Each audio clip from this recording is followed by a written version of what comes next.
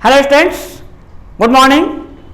तो पिछले वीडियो में हमने 5 टर्म क्लासिफिकेशन के अंतर्गत मोनेरा और प्रोटिस्टा किंगडम का बेसिक आपको क्लियर किया, लेकिन दोनों का जो पूरा कॉन्सेप्ट है उसको क्लियर करने के लिए अपने को प्रोकैरियोटिक और यूकैरियोटिक सेल का डिफरेंस जानना जरूरी है।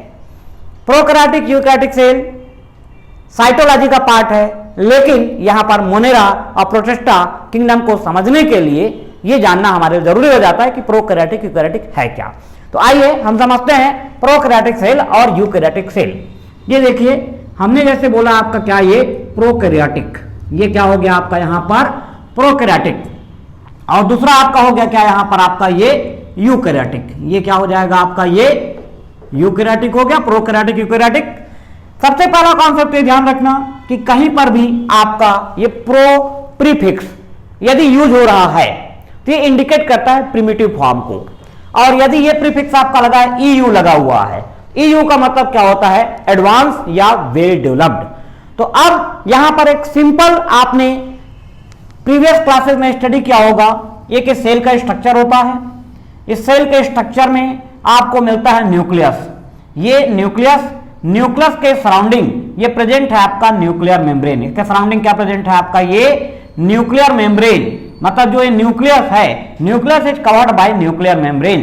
तो ये न्यूक्लियर मेम्ब्रेन की उपस्थिति इंडिकेट करती है एडवांस न्यूक्लियस, मतलब वेल डेवलप्ड न्यूक्लियस, और यही न्यूक्लियर मेम्ब्रेन आपका प्रोकैरियोटिक सेल में अपने को नहीं पाई जाएगी। मतलब यदि हम प्रोकैरियोटिक सेल की बात करते हैं तो यहां पर आपका न्यूक्लियस तो रहेगा, लेकिन वो क्या रहेगा आपका, प्रिमिटिव फॉर्म में न्यूक्लियस रहेगा, और primitive form means nucleus without nuclear membrane.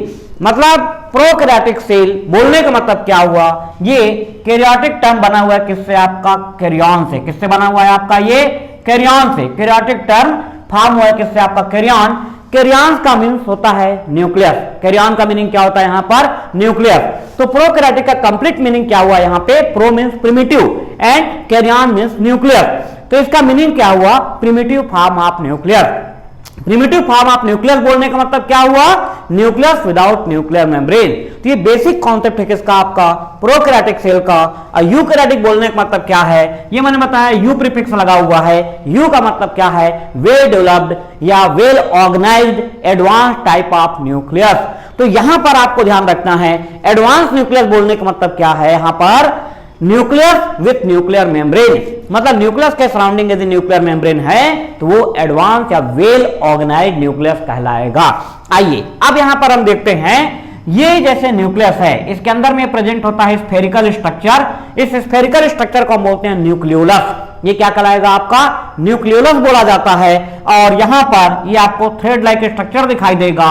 इस थ्रेड लाइक स्ट्रक्चर को हम बोलते हैं क्रोमेटिन। ये क्रोमेटिन आगे चल करके फॉर्म करता है क्रोमोसोम। ठीक है, तो यहां पर ध्यान देना, ये जो थ्रेड लाइक स्ट्रक्चर है, इस थ्रेड लाइक स्ट्रक्चर को हमने क्या बोला है आपका, ये क्रोमेटिन कहा गया है इसको। और यही क्रोमेटिन आगे चल करके फॉर्म करता है आपका क्रोमोसोम का फॉर्मेशन करता है। किसका फॉर्मेशन करेगा आपका, ये क्रोमोसोम का फॉर्मेशन होता है इस क्रोमेटिन से। जो क्रोमोसोम है, इस क्रोमोसोम में आपको दो कंपोनेंट इसके मिलेंगे। एक तो रहेगा इसमें आपका ये डीएनए, और दूसरा यहां पर रहता है आपका हिस्टोन प्रोटीन, मतलब एक प्रकार की प्रोटीन है। इस प्रोटीन को अपन क्या बोलते हैं, हिस्टोन प्रोटीन के नाम से जानते हैं। तो जो क्रोमोसोम बनेगा, मतलब एक थ्रेड लाइक स्ट्रक्चर हुआ क्रोमेटिन।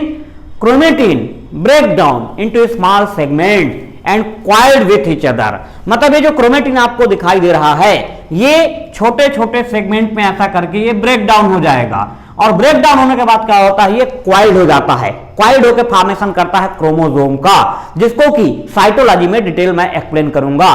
फिलहाल यहां पर इतना याद रखना कि क्रोमेटिन से फॉर्म होता है chromosome, and chromosome is composed of DNA and histone protein. ठीक है, अब यहां पर ध्यान देना, जो प्रोकैरियोटिक है, प्रोकैरियोटिक में भी आपका ये प्रेजेंट रहेगा क्रोमोसोम। ये क्रोमोसोम प्रेजेंट है यहां पर, ठीक है, और क्रोमोसोम में केवल डीएनए पाया जाता है। ठीक है, मतलब prokaryotic chromosome contain only DNA, lack of histone protein. मतलब प्रोकैरियोटिक का जो डीएनए है उसमें हिस्टोन प्रोटीन अब्सेंट रहेगी और ऐसे डीएनए को हम बोलते हैं नेकेड डीएनए। इसको अपन क्या बोलते हैं यहां पर, नेकेड डीएनए। तो ये दूसरा डिफरेंस हुआ कि जो आपका प्रोकैरियोटिक का क्रोमोसोम है it contain only DNA and this type of DNA is known as naked DNA.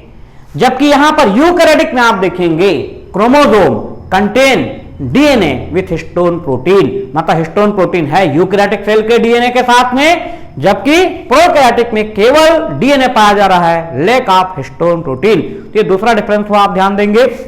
तीसरा पॉइंट आप ये ध्यान देंगे कि ये जो यूकैरियोटिक सेल होती है, यूकैरियोटिक सेल का जो डीएनए होता है ये इस तरीके से लीनियर सीक्वेंस में होता है, लीनियर डीएनए होता है यूकैरियोटिक में। जबकि प्रोकैरियोटिक में आप देखेंगे इसका जो डीएनए है ये क्या रहेगा, आपका सर्कुलर फॉर्म में इसका डीएनए प्रेजेंट होगा।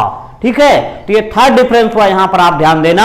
और भी बहुत सारे डिफरेंस आगे चल करके आपको मिलेंगे सेल डिवीजन के बेस पर कि प्रोकैरियोटिक सेल में हम ए माइटोटिक डिवीजन पढ़ते हैं या डायरेक्ट सेल डिवीजन पढ़ते हैं, जबकि यूकैरियोटिक में हमको पढ़ने के लिए मिलता है इनडायरेक्ट सेल डिवीजन। ठीक है, प्रोकैरियोटिक में direct cell division. Direct cell division बोलने का मतलब ये है कि जब सेल बायोलॉजी को हम पढ़ेंगे वहां पर आएगा कि सेल साइकिल चलती है, सेल साइकिल में prophase, metaphase, anaphase, different type of phase पाई जाती हैं। जबकि प्रोकैरियोटिक में जो डायरेक्ट सेल डिवीजन होगा वहां पर अपने को प्रोफेज, मेटाफेज, एनाफेज, टीलोफेज, ये जो डिफरेंट फेज हैं ये अब्सेंट होती हैं।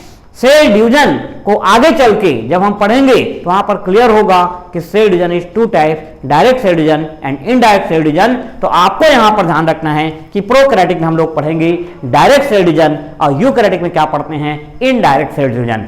इनडायरेक्ट सेल डिवीजन मतलब माइटोसिस एंड मियोसिस, जिसको हम समसूत्री विभाजन और अर्धसूत्री विभाजन के नाम से जानते हैं।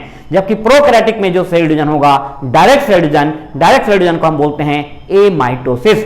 तो ये बेसिक डिफरेंस था।